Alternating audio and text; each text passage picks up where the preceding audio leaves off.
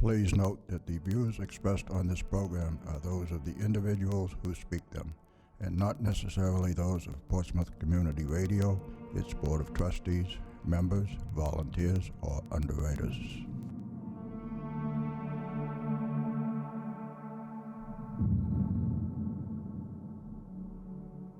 Good evening and welcome to Spirit Radio.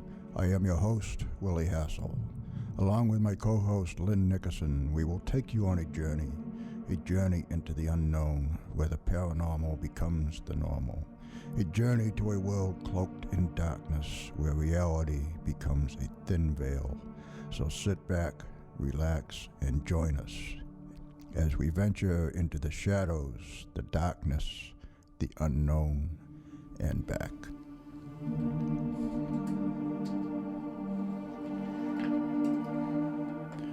And good evening, and welcome once again to Spirit Radio, the Paranormal Experience. I am your host, Willy Hassell, your gatekeeper to the dark side, your guide to the realm of the unknown, the unseen, the unthinkable. And she is the always lovely, the always mysterious, and the mystical. Yes, mystical. That's the one I missed. Yeah. And she is Lynn Nickerson. I'm very mystical, don't you know? Well, good evening. How are you doing? I'm doing okay. It was a nice sunny day today, a little bit chilly, but outside of that, it wasn't bad. I don't think summer's ever coming. And if it does, nobody's going to know it. I know. By the time it gets here, nobody's going to care anymore. Yeah. It'll be October and, time for, more snow. What do you call that thing there? The four-letter word Halloween. is white. No, I was going to say Halloween. Oh, better Halloween. Yes. That's a great holiday. I know. So, what do you think? I think maybe we could introduce our guest. We could do that. And kick off the show. Yeah, we could do that. Yeah. And I will do that right now. How's that? Joining us tonight for his third appearance on the show is Stephen Matherlees. And Stephen was educated in England at Caterham School and St. Catherine's College in Cambridge, holding a degree in mechanical science, general engineering. Stephen has always had a deep interest in who we are, where we came from, and where we are going. He is the author of 2 books, Who the Bleep Designed Us, A God, ETs, Both or Neither, and Extraterrestrials, They Are Here Now. And tonight we will be talking about his upcoming third book, focusing on the philosophical question concerning reincarnation and resurrection, as they relate to not only ourselves, but to other sentient beings in the universe. So please welcome to the show, Stephen Matherlees. Good evening, Stephen. Good evening, Willie. Good evening, Lynn. Good evening, Stephen. Welcome back. It's so nice to have you. Nice to be back. Always nice to have you here. So, we've got your first 2 titles. So have you decided what your third title is going to be? The third title is going to be Reincarnation and Karma. Oh. Why they make sense, how they work, and what we should do about it. In other words, how will all that affect how we would want to live our lives? We should live our lives here on Earth and perhaps elsewhere. Obviously, it's not just interesting, it's important. Yeah, Earth has to change its direction. All right, then. Well, I was fascinated by both of your first 2 books because it really makes you stop and ponder. Hopefully, our listening audience is at the same spot that we are, and that we all agree that there's some extraterrestrial life out there, and that we're not the only sentient beings in the universe. So your first book, you discussed design and genetic design and the possibility of us having been hybridized. So there's some very smart people out there. There's some very smart people in here, too. Yeah, but everything has to be, within context. Okay. They're light years ahead of us. Those people, okay.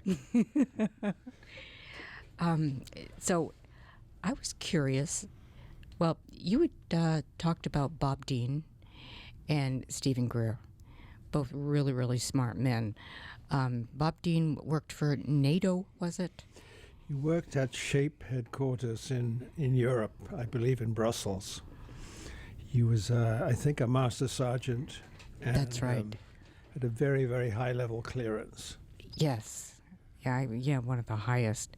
And then Stephen Greer, he was like an emergency room doctor. And he decided to kind of go off and follow a hobby, which was paranormal, right? Yes, he had some very profound experiences as a child. And I think he just decided after a few years of emergency room work, which he was very good at and very successful at, that he really wanted to devote his life into bringing out what was really happening and bring it forward to the public. And he's had some success in doing that. Several publications. He has given briefings to members of the government, including the Clinton's head of the CIA, and also I think gave a briefing letter to President Obama when he took office. Oh, really? Yeah, so he's connected very highly, and it's in a way quite surprising that he's survived. But I think he's because just some kept of a high enough profile that he's really out there now with his information. yes. But Stephen, how was it that he jumped from a paranormal interest to the ET stuff? Because he's really into the contact now. Some of the experiences he had as a child were not just Paranormal, they spirits. were. They were ETs. Okay. And I've been present at a couple of his trainings in Florida where we had some very direct experience of ETs, which were clearly not mechanical or physical. They were spiritual experiences. Yeah. Yeah, it's that. So these were personal experiences that you had then? No. Yes. Oh, Yeah. I thought you were talking about Stephen Greer. Well, I Well, was. with him, right? With him, Yeah. yes. Okay. He gives these trainings 5 or 6 times a year in various places, including Mount Shasta and Joshua Tree National Park, as well as Yes. Florida, as well as England near Stonehenge, and I believe he's also done them in France. Oh, that's neat. And yeah. Okay, have you noticed a change in his approach to talking about the ET phenomena, like in disclosure? I've noticed something, and I'll bring it up if you you probably don't know what I'm getting at. In one of his last lectures, he mentioned, number one, that he felt that abductions were more illusion than anything else. That was one. And the second is that all ETs were benevolent and that we're mistaken if we're thinking that they're not. And when he said that, I thought someone has gotten to him. Someone has tried to make him change his tune to mix it with a little disinformation. Well, he does say that he believes any civilization that was smart enough to get here would automatically be well developed enough to be benign, which I think is a bit of a stretch. I think it's a bit of a stretch, if too. we're talking millions, if not billions, of possible civilizations in this galaxy alone, and just on statistical grounds, it seems unlikely that they'd all be good guys. It doesn't make sense. And there's some evidence that some of the bad guys are here too, as well as some of the good guys. And influencing the government. Yeah, in several of these books that I've got here in front of me, the thought is generally that there's supposed to be a galactic federation that is supposed to be assisting us, but sort of remotely at a distance. But there is one particular race that they warn of that can be dangerous, a very highly intelligent race, but they can be dangerous. So they can't all be benevolent. And I was just wondering what your take was on that, because I felt that he sort of changed his tune in his discussions of ETs. Not since I've known him, which is running to about 6 or 7 years now. This was something that was recent. It was in fact, I think it had something to do with him talking about the Disclosure Project. It was in retrospect. It was a recent conference he attended, and I believe it was in L.A. I just recently saw it on the internet. So maybe his position was kind of cloaked, but I noticed a change in his approach. Well, I'm not sure if his attitude towards abductions has changed. What he's now saying that they're almost all illusion, that they're almost all that it's kind perpetrated by some of our people. I don't know. I don't know if there's mind control involved, so that he's calling that an illusion, or if they're actual experiences that might also involve the government. I'm not sure. Well, to me, anyway, a lot of the experiences that people have that they think of as abduction have the flavor of a military operation, and that's just my opinion. I've no evidence either way, but they just feel that way. They don't make sense in terms of somebody visiting here. I mean, a particular example of something that makes no sense is the cattle mutilations and cats and dogs and things. It's unthinkable to me that somebody would travel hundreds of light years to get here and be cutting up cows. I mean, well, what?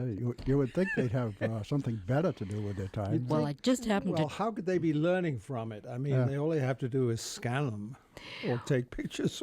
From this Extraterrestrials Among Us by George C. Andrews, there's a section in here that I happened to mark. And it says here, this was written by a gentleman who was in the Army. He said the mutilations are done by a secret government operation called Delta. It doesn't use tax money. Mainly it uses support from Exxon and Atlantic Richfield.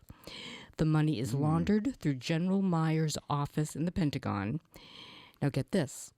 They take the animal parts to test the effects of germ warfare and poison, some weak mix of yanide and dioxin. Yanide, it's Y-A-N-I-D-E.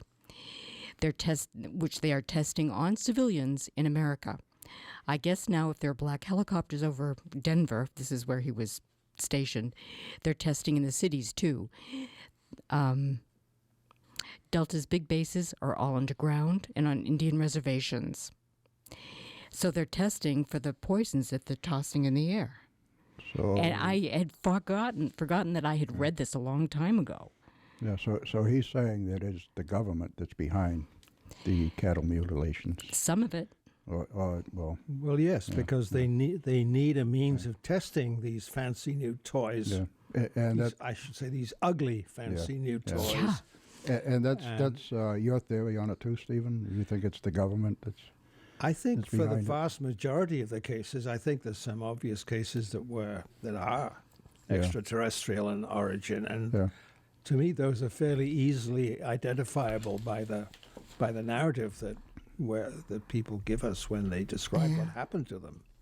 But there's also another theory or thought on why the animals are being mutilated is because that apparently their genetic makeup is very compatible with humans, and that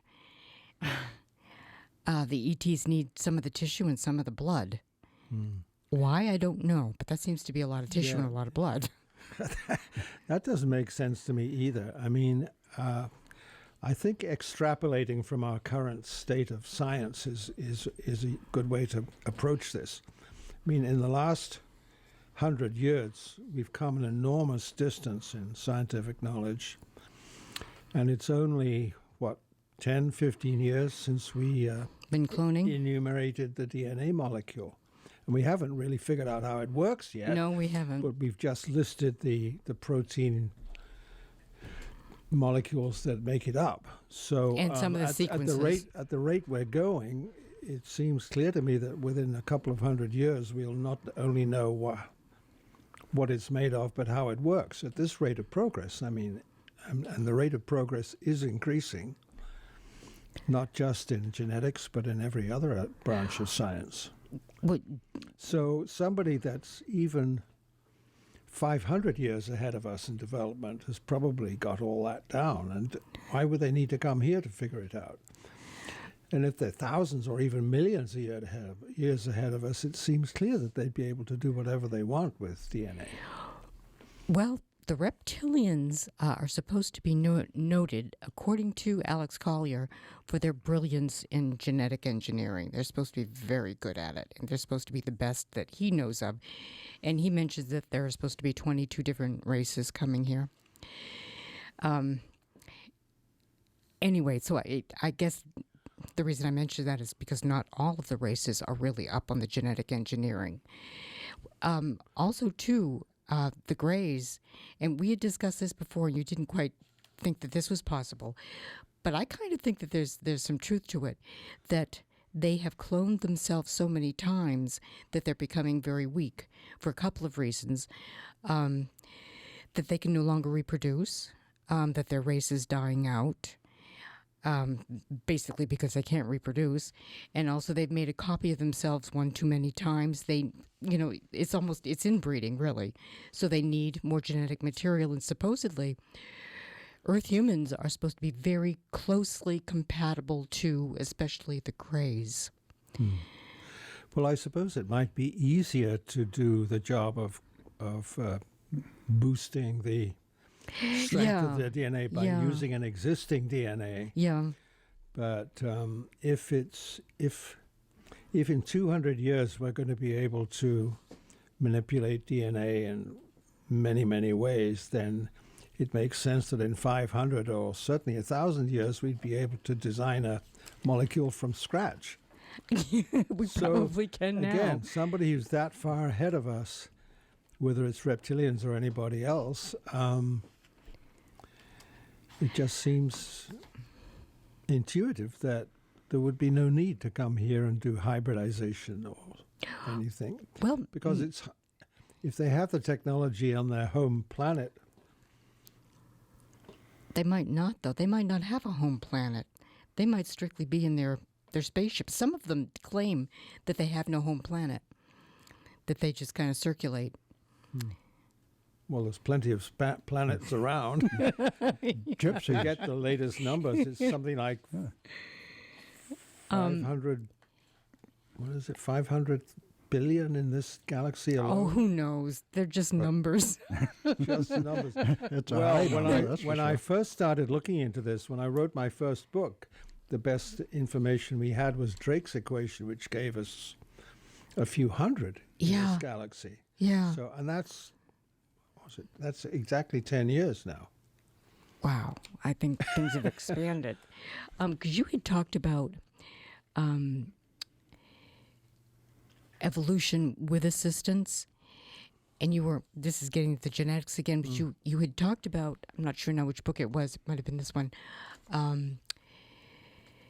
that there is some connection between the apes and the humans, but we are not a direct descendants of them because there's something like an injection of 223 genes that are not identified with the ape species. And I thought that was really interesting. It was, I think it was on Zechariah Sitchin's website, there's a page. That's right. Which refers to that as that if you study our DNA molecule, the word they used was sideways insertion. Sideways insertion, of a whole chunk of DNA that's unique for us. So, yeah, that's fascinating. And so do you suppose that the DNA that was injected, this is just hypothetical now, but the way it is worded could be taken two ways. I will read the way it is worded. The difference was described in the article as a sideways insertion of no fewer than 223 genes. The article was in the magazine of Nature in 2001, and hypothesized that the insertion was as a result of a bacterial infection, So, was it that there was an existing bacterial infection on Earth that might have killed us off had there not been modified genes? Do you suppose that those genes could have been engineered, or were they as a result of this infection? As I understand that article, they hypothesized that the sideways insertion, the the bacterium that they used was a vehicle by which they introduced the vehicle. genes. Okay. It was a catalyst? carrier. It was a. I mean, many of the vaccines and things we use They have like a ourselves base. have a base of some kind, just that you use to do the injection and the. It was a bacterial base. That's kind of odd, isn't it?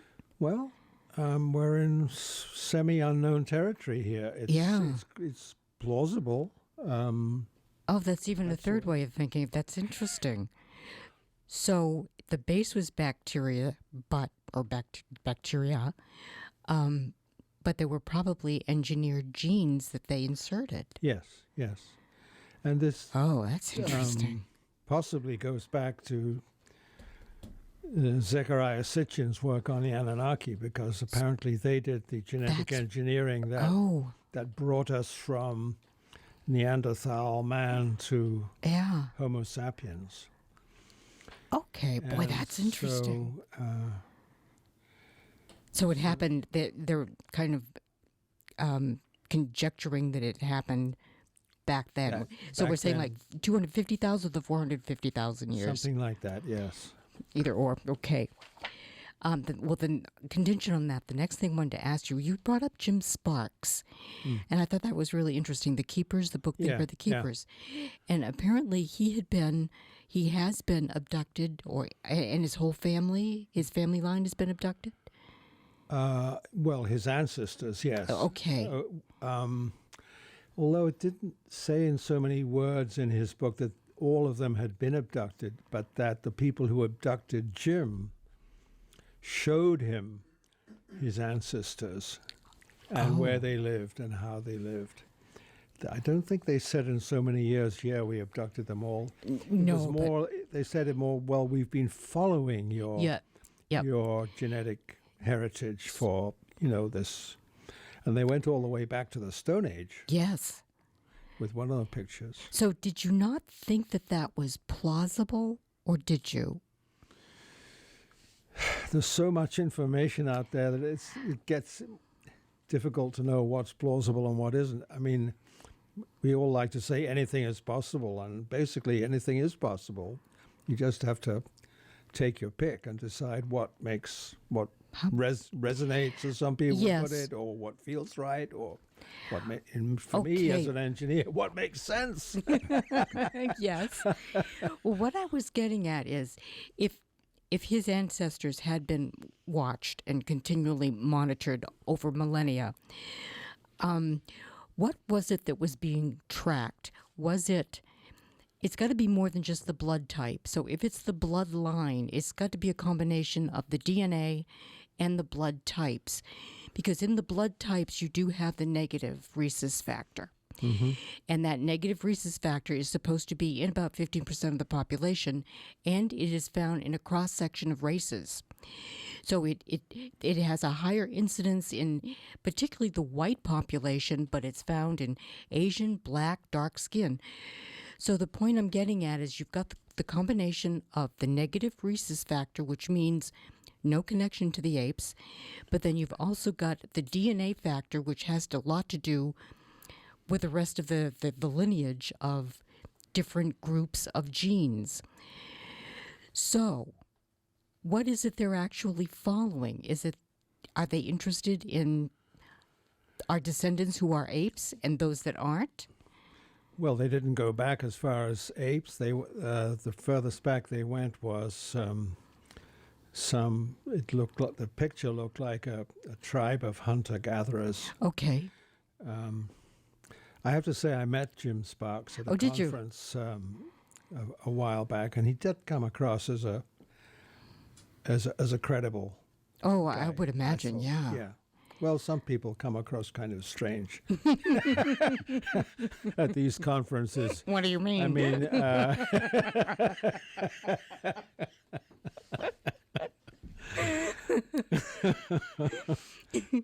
busted. Yeah.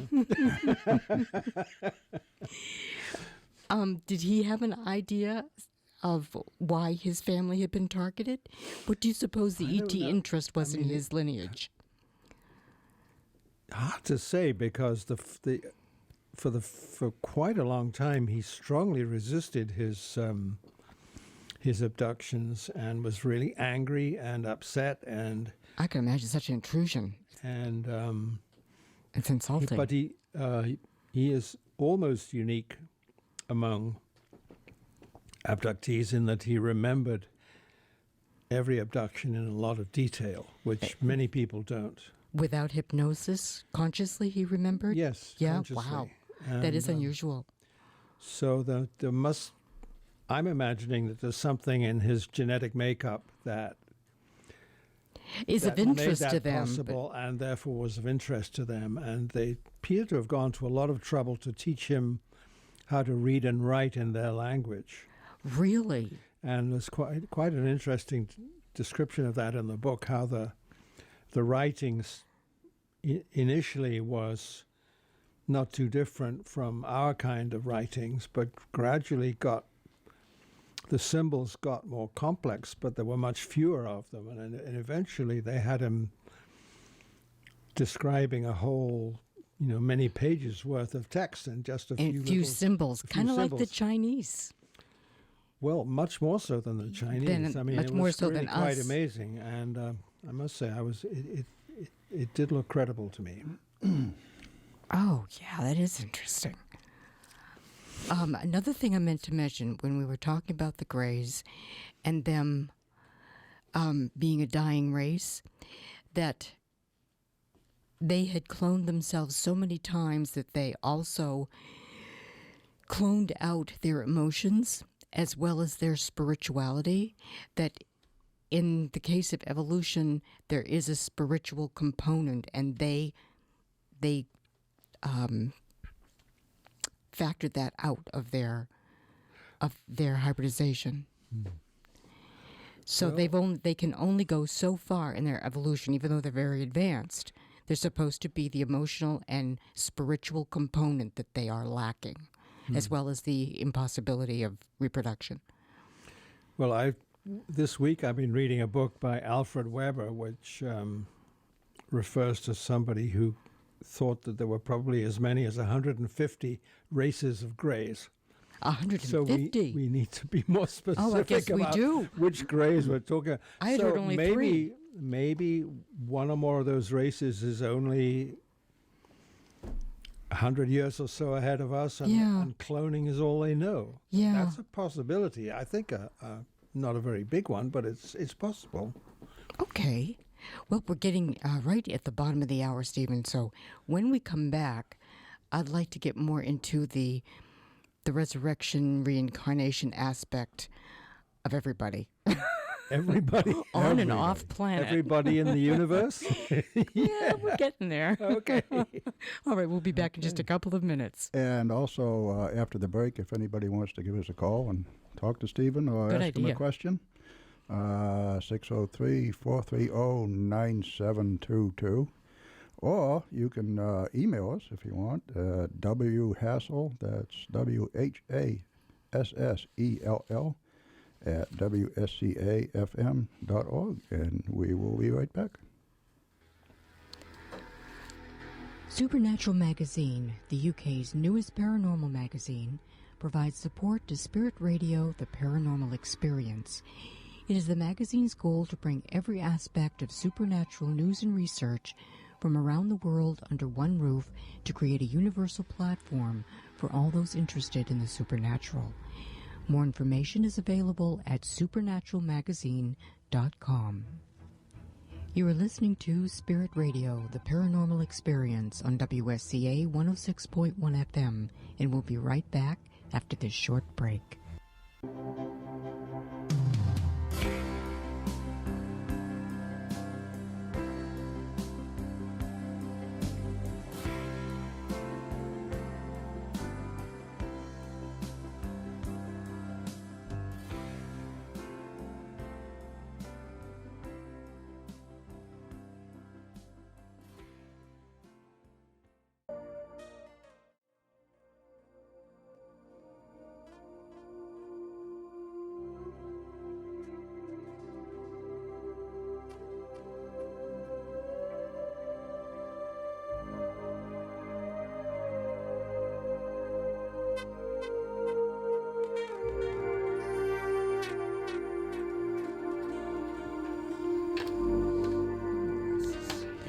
You are tuned to Spirit Radio, the Paranormal Experience on WSCA 106.1 FM in Portsmouth's West End, fm.org. Okay, good. And I bet you'd like to hear our upcoming guest list, wouldn't you? Would love to. All right. I already know what it is, but go ahead. I know. Well, it hasn't changed any, but I'm sure there are people just dying to know. All right, May 2nd, we have the good fortune of having Preston Dennett back, and he's going to be talking about his latest book, which is UFOs over Nevada. I've started that, and it is fascinating. May 9th, this will be Ken Gerhardt's first visit to Spirit Radio.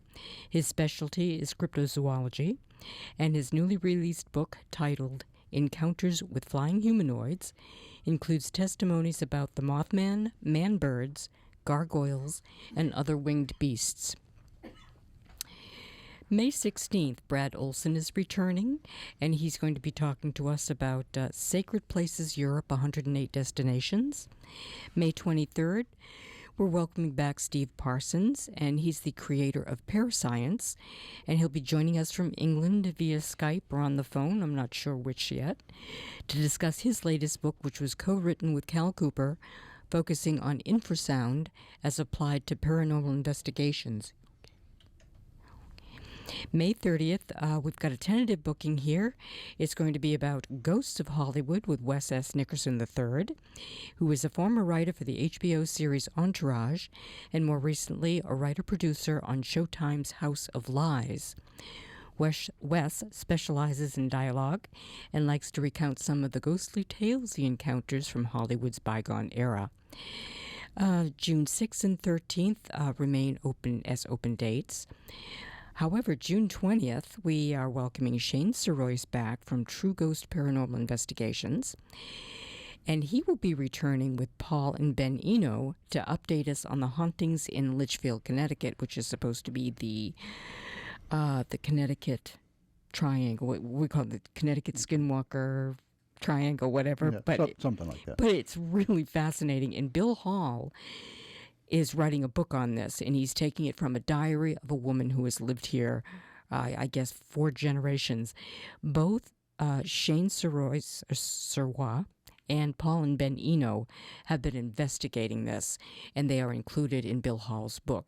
Bill will be joining us, I believe, in August to discuss his book. But on the 20th, it'll be a special 2-hour presentation. So we'll have 3 guests to discuss the Skinwalker Ranch in Connecticut. And that's our guest list. Okay. All right. So right now, back to tonight's guest right here in the studio with us. And if you want to call and ask Stephen a question, 603-430-9722. Welcome back, Stephen. Welcome back. Oh, here I am. Do you want to take some more coffee?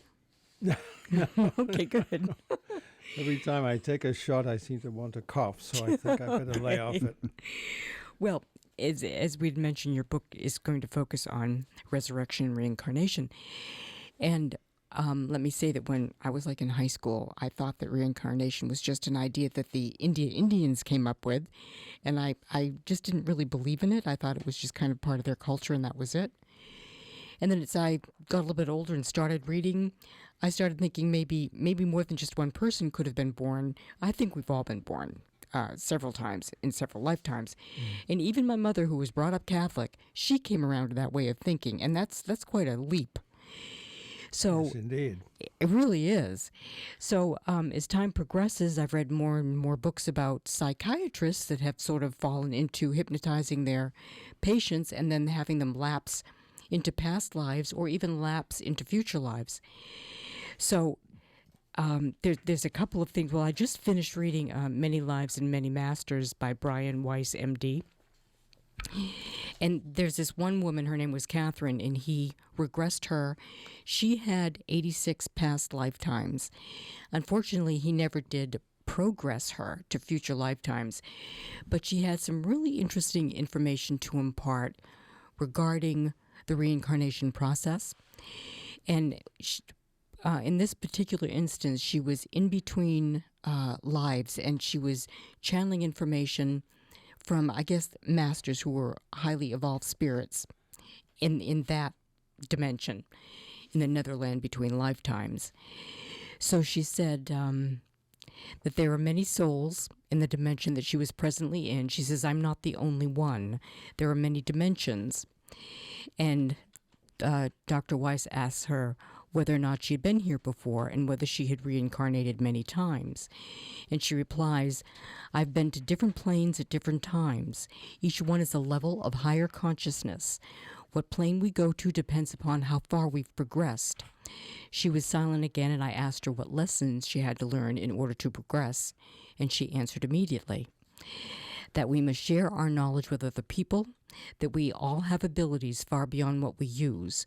Some of us find this out sooner than others, and that you should check your vices before you come to this point.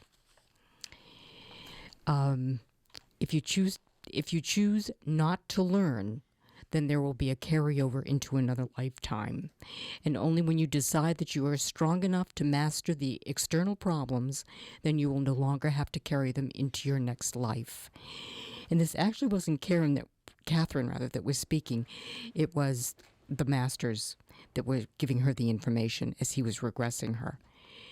So I thought that really fit in very much with what you were talking about reincarnation. Mm-hmm. And the purpose of it. Do you have a comment on that? Well, the more I think about it, the more I think that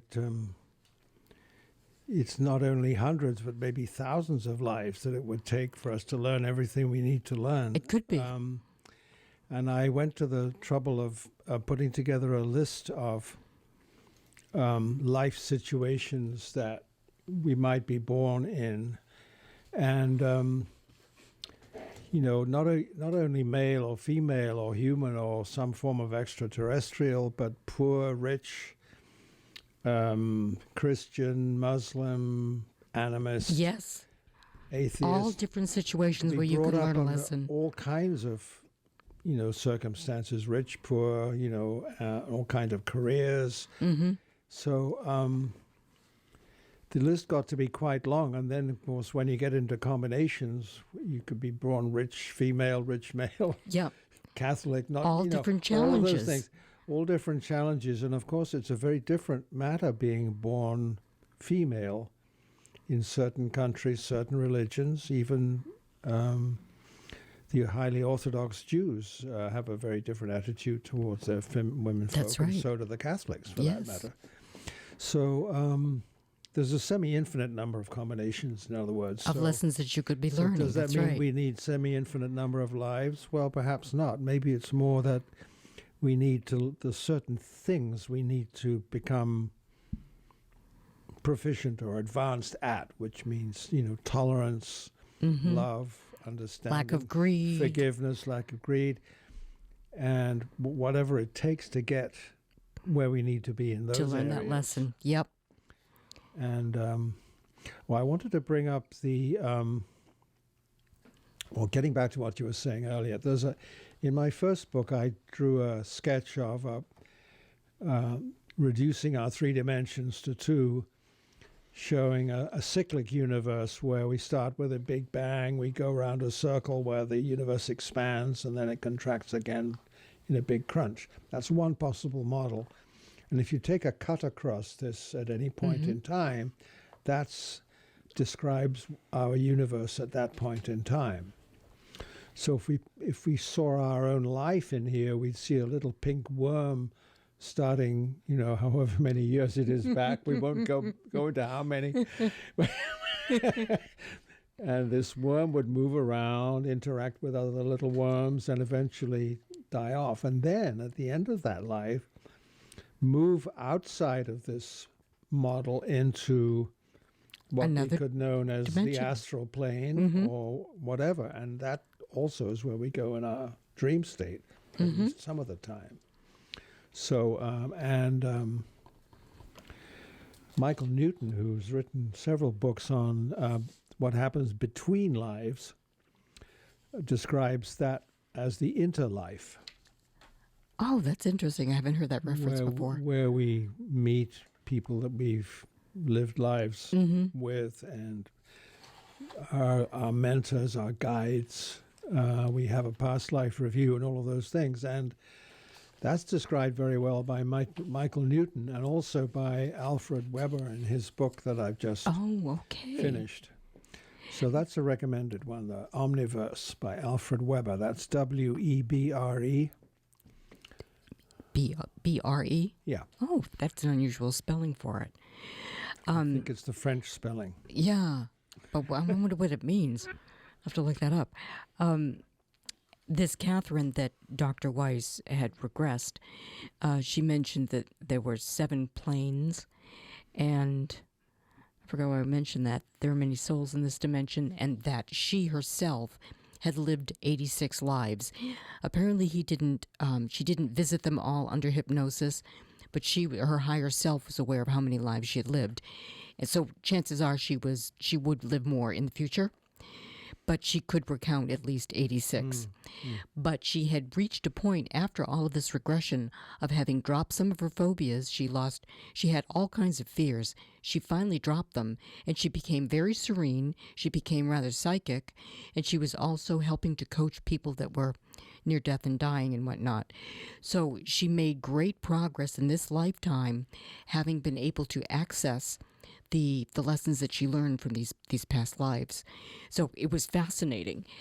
And then moving on, that just covered Earth lives. But then we've got Dr. Bruce Goldberg, who he wrote Past Lives, Future Lives. He was a dentist, I guess he still is, and he had been using hypnosis to help his patients with pain and anxiety going to the dentist. And then he found out that some of them were popping into past lives. So he thought, if they can do past lives, can they do future? And sure enough, he did get some clients that went into the future. Well, something I wanted to bring up is that this model that I was describing, where we go around a circle in time, there's no requirement there that our lives be in a sequence. Once you've hopped outside this circle into the interlife or the astral plane, you could come back anywhere. Oh, that's interesting. Future, you're not constrained to progress around here necessarily. So, well, you did say that was two-dimensional. So when you say, right? well, it's two-dimensional because it's a way of expressing it on the page. Yeah.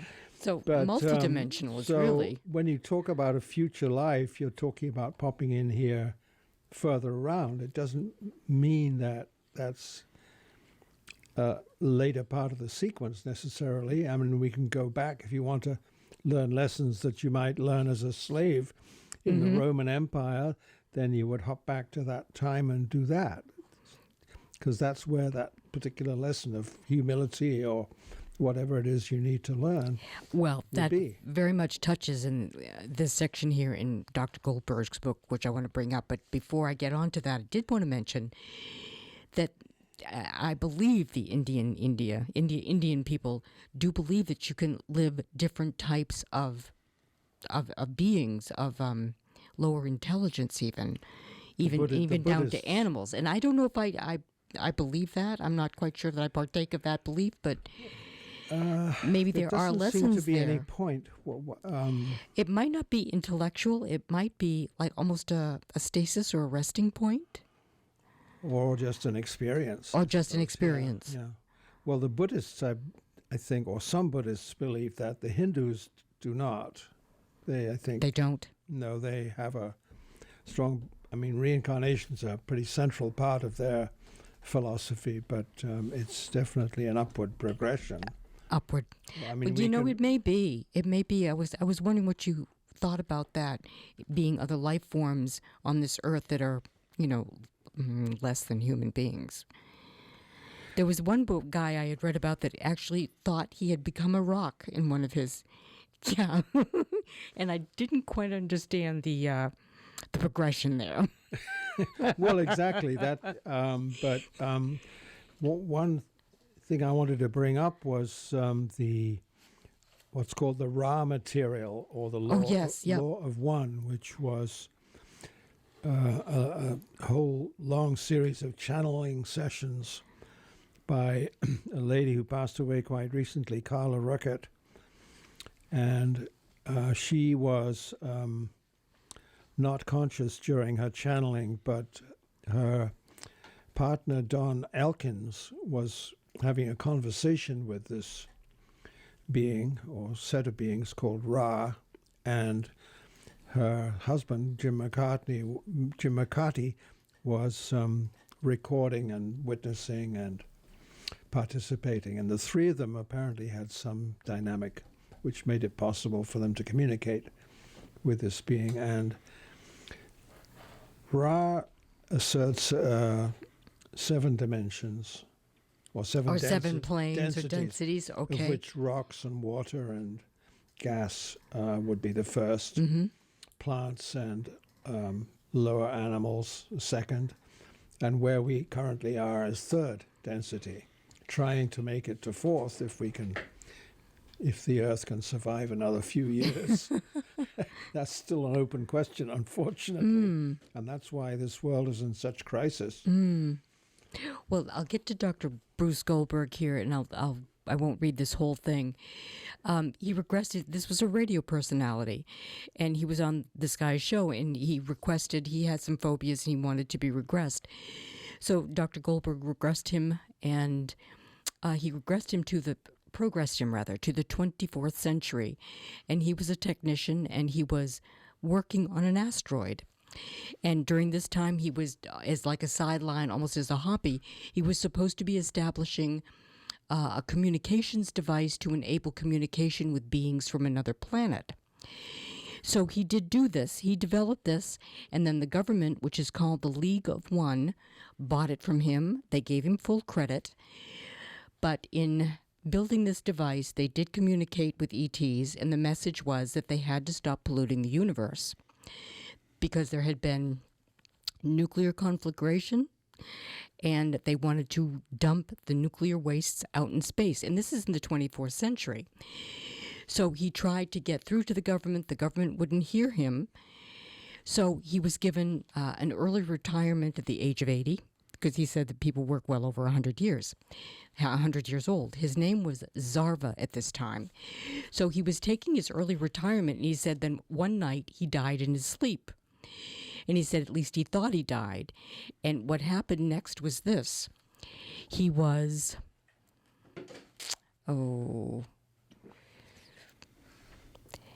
he was taken out of his body by extraterrestrials. They had a talk with him. They told him that they were very disappointed because he failed to convince the government to stop dumping in outer space. So what they did, he was just pure energy now. He was more or less banished to another planet of a rapidly evolving culture, but they were still lower. So he did help them. They progressed very nicely. He says, and I actually enjoyed it as much as a beam of light can enjoy anything. And Dr. Goldberg says what happened. He says, as a reward for my efforts, I was to accompany a representative of their people to Earth. So he came to Earth with one of their representatives, and he was claimed a hero. Then he wakes up.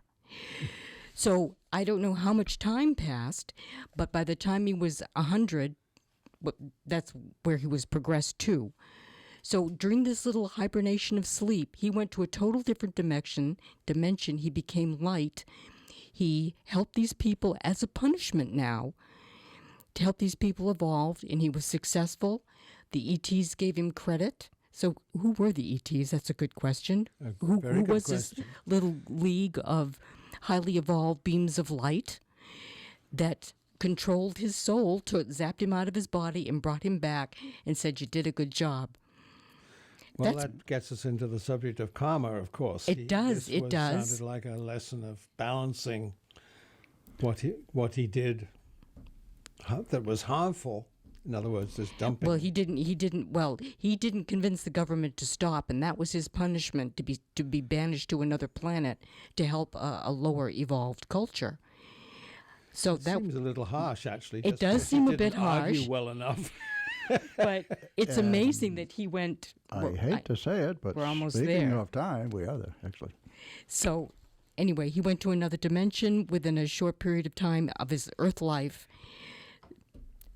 So it just goes to show you that, the evolution, the reincarnation involves different dimensions, different Absolutely. densities, and Yep. I guess we're at the end of our rope, Stephen. Yes. And Or the show. Yeah. just let me end with a cliche. Further research is required. That's right. There you go. Okay, Stephen, thank you very much for joining us. You're very again. welcome. I enjoyed it. It's always a pleasure Pleasure. to have Thank you here. you. And so, another week, Spirit Yes. Radio, the Paranormal Experience, on WSCA 106.1 FM, and Craig is coming right up in just a minute. He is, and thank you for listening, everyone. Good night. Good night. Thank you so much.